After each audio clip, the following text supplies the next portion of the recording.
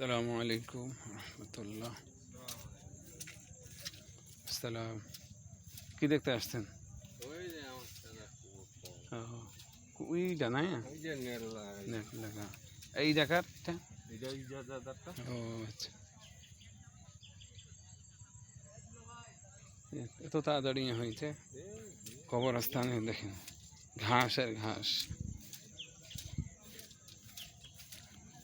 আজকে আনিসু চাচার মা মারা গেছে, ওনার জানাজা আসছি আমরা। অনেক মানুষ আলহামদুলিল্লাহ।